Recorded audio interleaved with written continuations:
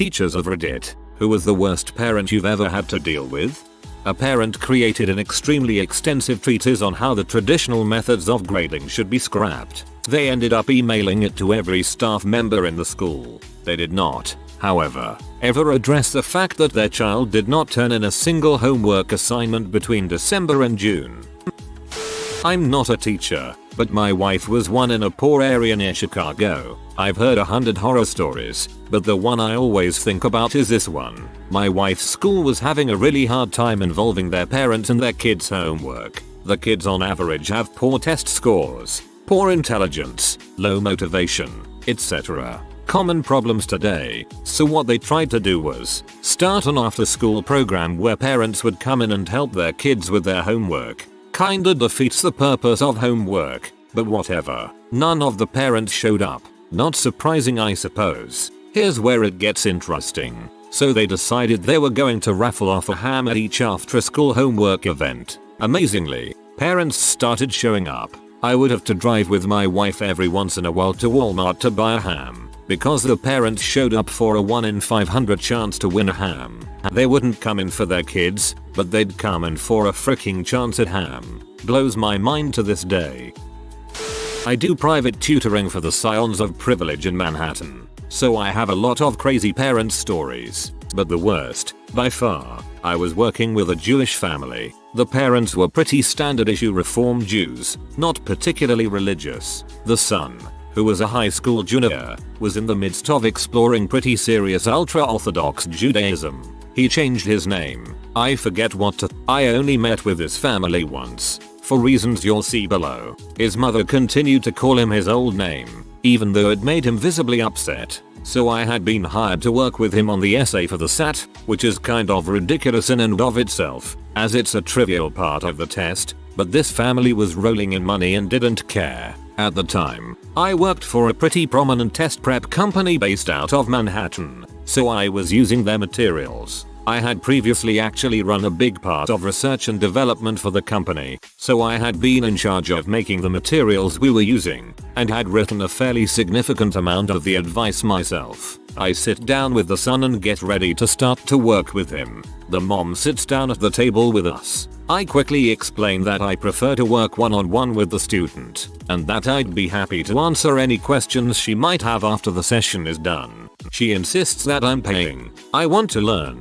To the poor kid just sighs. So I start. I'm explaining things. Every couple of minutes, the mom interrupts and points to something in the book and says, "What about that sentence there? Why don't you read that to him? I want you to say that to him. I wrote that sentence, Mom. What I'm giving now is more in-depth and nuanced than what is in the book." This went on for the entire session, with the mother trying to tell me what to do, the son sighing and rolling his eyes and asking his mother to please leave, and Mike trying to give this kid more information than is in the pages of a test prep manual and trying to get the mom to leave us alone. And the end of the session, the mother asked when we should schedule our next appointment. I politely tell her that there will be no next appointment because I can't work with them. What? But you were wonderful. And that was the first time, but not the last time, that I fired a client. I know I was. You take care now. Not a teacher now, but I had direct field experience as a sophomore in college. One class I sat in for a few months was a kindergarten class. Those kids were the sweetest, most wonderful kids around. There was Colin, who loved burritos, Lisa, who wanted to learn to dance like a robot, Chris, who after seeing me, a guy with long hair, decided he wanted to grow his hair out. Then there was Alyssa. Alyssa is just another case of many in America, where parents plumb didn't give a crap about the growth of their kids. Alyssa was tall for her age. She had been held back, and unusually quiet. She was sweet-natured, but always sat by herself. I made it a point to interact with her, but in those few months I was in her class I never heard her talk. One day, the kids were to bring me their easy readers one at a time and read them to me. Whenever Alyssa came to the desk, I had asked her to get started, only to be met with a confused look. The teacher's aide hinted to me that I read it with her, which I did. Afterward, I found out that Alyssa's parents never read to her or helped her with her schoolwork.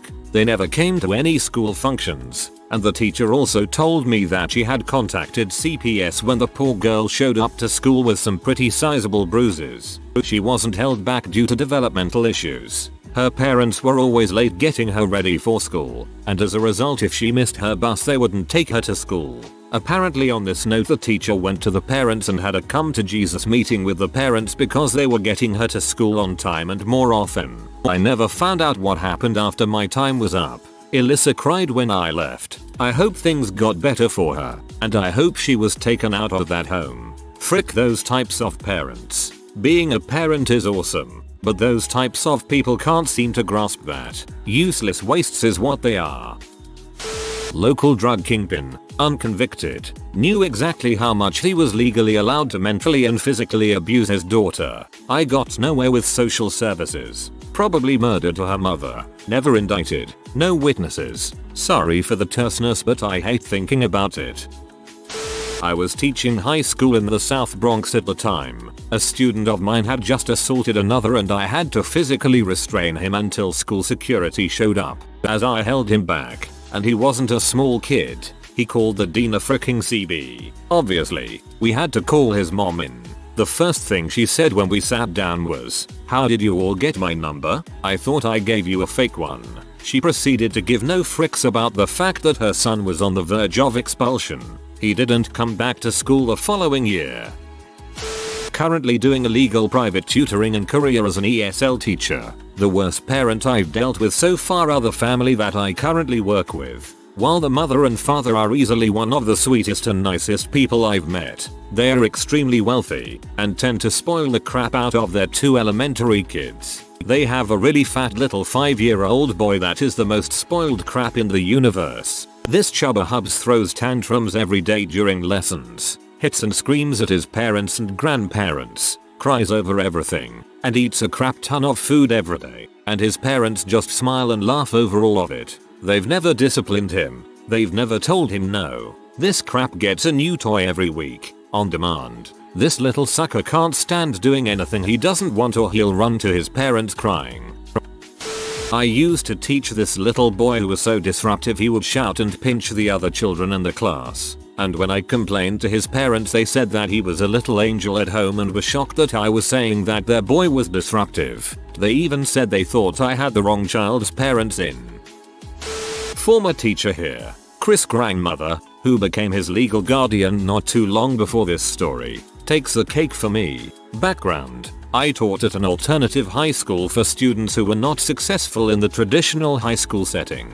Kids with drug problems mostly, but there were a few outliers to that, Chris being one. Although he was fairly high functioning for his placement, Chris was classified special education and was legally allowed to sit in on his PPT, planning and placement team, meetings to discuss his IEP, individualized education plan. It was at the PPT meeting in April to discuss the upcoming school year that my heart broke for this kid so badly. We were discussing Chris' progress in the current school year and I was being very optimistic about Chris' upcoming school year as I felt that he made tremendous progress and could continue to do well if the proper support was in place. I made the suggestion that Grandma help to facilitate a positive learning environment at home in order to provide Chris with the best chance to succeed, and her exact response was, "I'm not changing anything at home. The kid is stupid and he's going to keep being stupid no matter what I do for him at home." He was sitting right next to her and I could see all the joy leaving his face like a balloon slowly being deflated. I never wanted to adopt a child so badly in my life as I did Chris to get him out of yet another toxic home situation. Oh man, I have a couple. I worked at a chain childcare center. In the first few weeks I was there was a notice on my classroom door and one we had to send home to every family because a child in the center had scarlet fever. What is this, the Middle Ages? Scarlet fever essentially is strep throat that goes untreated. Mom refused to take the kid to a doctor, so the entire center was exposed. A mother that was arrested for showing up at the center and tried to pick up her kid despite her having a restraining and no contact order to see her kid. That was fun explaining to a classroom of 4-year-old who witnessed that. Consoling a child who was crying because she was sad about something. I don't remember what. but she was 3 so it was probably important to her. I went over to console her and all she could tell me was not to tell her mom she was crying because when I cry, mommy hits me for crying. My first mandatory reporting.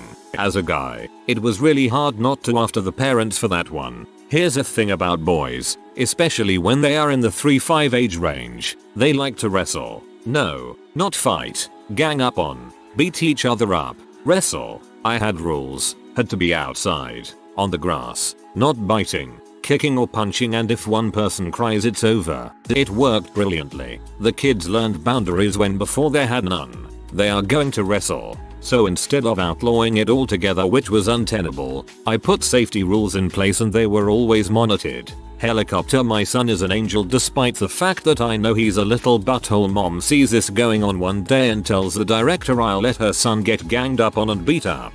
Her son was like 6 in class full of 3-4 year olds. And he was getting ganged up on? No lady, you're moron.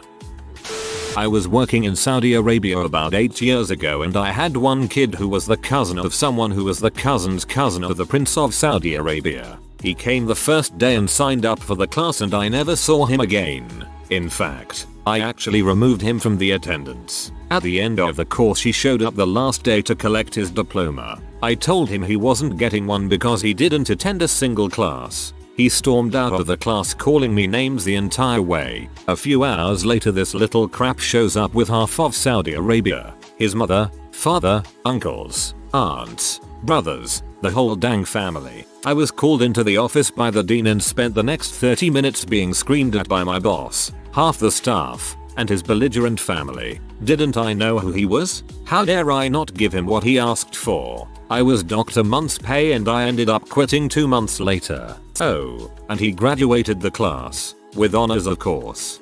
There are those who understand the benefits of an education, and then there are those who understand the benefits of having a piece of paper that says you are educated. So long as those two people do not meet, no one ever knows. My teacher in high school told me this story. A little background into my teacher. He was no nonsense teacher, not scared to discipline anyone and not fearful of anyone. He taught in a city in some of the toughest areas. Taught English and was incredibly smart. 2 PhDs and a master's. There was a teacher-parent conference that usually was in the evenings to give the parents a change to visit after work. It was running late into the conference and there was one last parent to see. The parent was of a lovely female student. Let's call her Mary. My teacher opened the door, let the parent leave the classroom and called the last parent in. He went to the doorway and called out the name and went back to sit at his desk to prepare for the last interview. To his surprise he noticed a tall guy in a dark suit with dark glasses standing at the doorway. He wasn't sure what to make of it. It wasn't a cop. He had no gun. He just stood there at the door, in attention and looking at all the surroundings. A few seconds pass and he seems to give the okay and the last parent came. It turns out that it was the grandfather of Mary. The grandfather was not too tall, but the serious type, straightforward but pleasant. My teacher reviewed Mary's progress. He was honest, had positive and negative feedback, not batting an eye and without fear of who he was talking to. The grandfather paid careful attention, asked a few questions and at the end of the short discussion paused a few seconds and said, "You know Greenberg, I like you. You don't take no crap. I'm glad you're Mary's teacher. I want to tell you that you can walk the streets of New York safe." My teacher responded, "Well, thank you." They shook hands and the gentleman left. As he was getting ready to leave, a few of the teachers ran to his room. "Do you know who that was?" My teacher responded, "No." "Should I know who he is?" They responded, "That's one of NYC's biggest mobsters. That's John Gotti. This was back in the 80s when he was really popular." To which my teacher responded, "Oh, okay, well that's nice. He was a lovely fellow." My wife is a teacher and had a kid who kept asking to stay after school. This puts my wife home late, but she cares about her job so she kept doing it and tutoring him. Except that she noticed this kid doesn't really need any help. He did all his homework, did just fine on the tests, and she thought maybe he just had a confidence problem. So she asks him one day and he said his mom tells him he needs to go. So she tried to boost the kid a bit by saying, "You don't have to come tomorrow. Tell your mom that I said you are doing just fine and should enjoy your off hours from school. It's just as important." Something like that. Then my wife gets called down to the office the next day to discuss this insanely long crapfire email from the mom to the principal, who said that my wife is actively denying her son a fair chance at learning or some crap. Well anyway, dig it down and sum it up. Statements back and forth. Then the mom starts crapfire with another one of his teachers with the same issue and the whole cycle began again. They eventually got her to admit that she was trying to keep her son at school because she was physically locking him out of the house until she got home from work.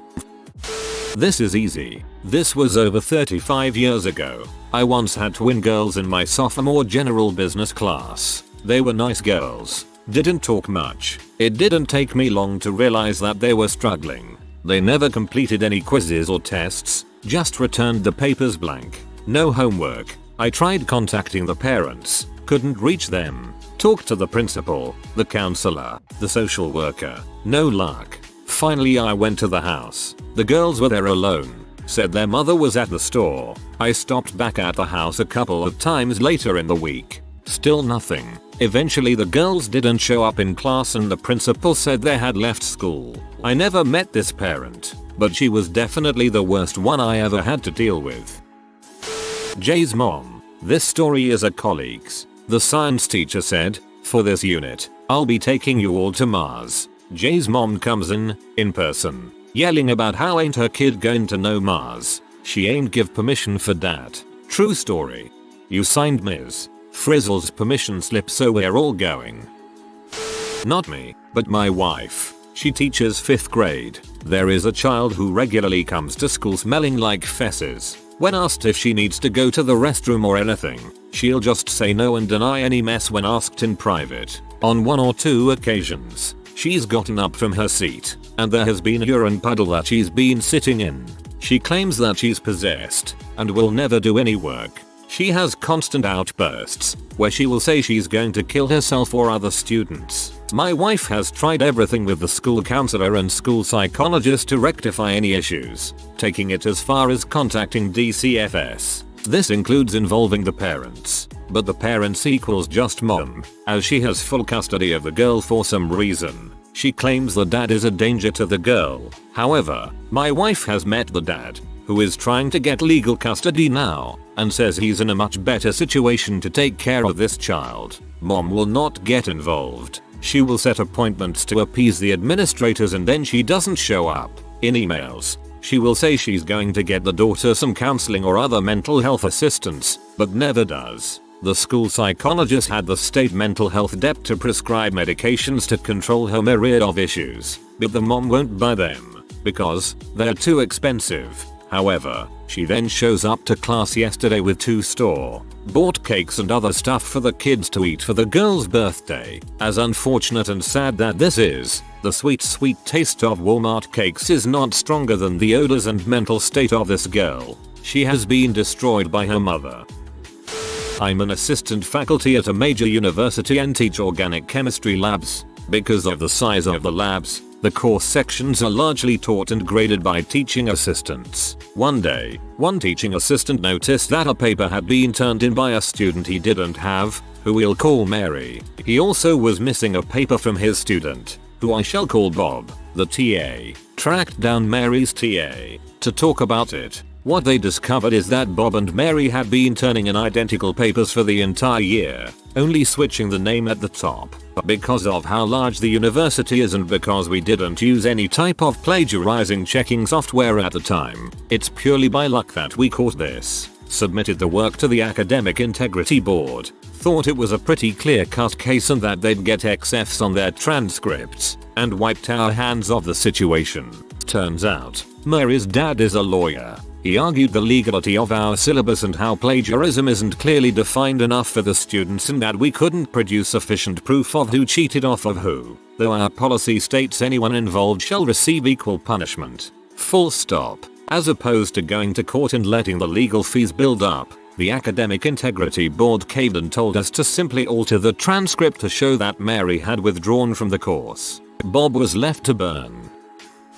Not me, but my mom, in her 3rd or 4th year of teaching, was given a student with Downs. While not generally an issue for my mom, this student was functioning at level of a 6-month-old child. Sarah had 2 full-time aides, physical therapy, occupational therapy, speech, and many other special services, while being fully included in normal day-to-day classroom activities. When Sarah was in the classroom, she would constantly scream from her desk at the back of the room, while the aide would try to get her to quiet down. In an attempt to get her to communicate, they gave her a speech board with buttons she could press to get what she wanted. The buttons had her favorite foods on them, so when Sarah wasn't screaming, you had the speech board yelling out chicken nugget, Doritos, chicken nugget. There were instances where she would eat her Doritos, masturbate, and then lick her fingers clean. She also could not use the restroom and was in diapers, which had to be changed by the aides. So why was this student in a normal education classroom instead of a special day class? Her parents sued the school district to force her into the general education classroom via multiple lawsuits, not just against the school district, but against Sarah's teachers as well. Any negative word about their daughter's capabilities, they would start a lawsuit. At every IEP, there were more lawyers than school staff. During one IEP, they asked what my mom was teaching in English. She said they were reading Maniac McGee, which was about racism. They asked her how she was going to modify her curriculum to accommodate Sarah's needs, to which she responded, "I cannot teach about racism to a 6-month-old. The lawyers asked Sarah's mom how she could modify her curriculum to explain racism, and the mom said give her a piece of white paper and a piece of black paper and have her tear them up. The mother would randomly show up at school and watch the classroom to see that their daughter was being included. Kids reading a book popcorn style. Sarah had to have a chance to read as well. Sarah's aide covering Sarah's mouth to get her to be quiet. Complain to the school. Get the aide fired. File a lawsuit against the school for not providing the aides required in the last lawsuit, and a lawsuit against the aide for harming their daughter. The parents were just unwilling to accept the situation that their child would not be going to college and would be lucky to ever be able to get a job. They had a son as well who was actually pretty smart, but he was ignored and his sister's educational needs placed above his own. The parents had zero involvement in his schooling, which was really sad. My mom ended up doing a good enough job to not get sued, but she had multiple aides either get fired or quit due to the situation. It was a nightmare for that entire year, with my mom coming home crying every night. Worst experience in her 20 years of teaching. My first few years teaching in Baltimore, I worked in a pretty crappy school, but I loved the students and kind of thrived in the organized chaos. It didn't always work out though. I had a student, we'll call him Mike. Mike was a pretty popular guy who was in a crew of dudes who were all perfectly nice, but were more focused on how to not come to class and rep their crib set in the halls. Mike was in my English 4 class, a 90-minute period that was split with a lunch period. Students would come to class for 45 minutes, go to lunch, and come back for 45 minutes. It wasn't the best idea administratively, but out of my hands. Mike would show up for the first 45 minutes, and then never come back. He did this every day, for a year. I called his home, sent letters home via the main office, requested conferences via progress reports and report cards. We can check a box per student requesting their parent come in. I never heard back, not once, until graduation requirements. Mike had obviously failed my class, and students cannot graduate without 4 completed English credits. All of a sudden his mother, father, aunt, and grandmother were in the office screaming at the principal. I was called down, told to bring my contact records. I brought my binder of attempted calls, summaries of messages I left, dates I sent letters home, and reminded the principal that I requested parent-teacher conferences on progress reports and report cards. I wasn't out to fail Mike, but Mike failed, and the other students that worked extra hard to pass deserved to graduate where he essentially fricked off every day and didn't. I said it in nicer terms than that. Anyway, the parent turned what would become an hour-long meeting into a screaming match where she and the other family members claimed the only reason I was failing her son is because I'm racist. I'm white. 99.9% of the student population in the school was black, and she said some really offensive and heinous crap. Mike sat there silently, but wouldn't make eye contact. My principal did nothing to fire back, even though he considered me a strong and fair teacher. Instead, after an hour, he manually changed all 4 quarters of Mike's failing grades to passing so he could be the first child in their family to graduate high school. That was 6 years ago, and I don't know where Mike is today, but I do keep in touch with some of his peers that graduated. I can only hope he found a way to benefit himself and his city after school. If you are new to the channel, you can subscribe. I publish new videos every day. Until then, check another video.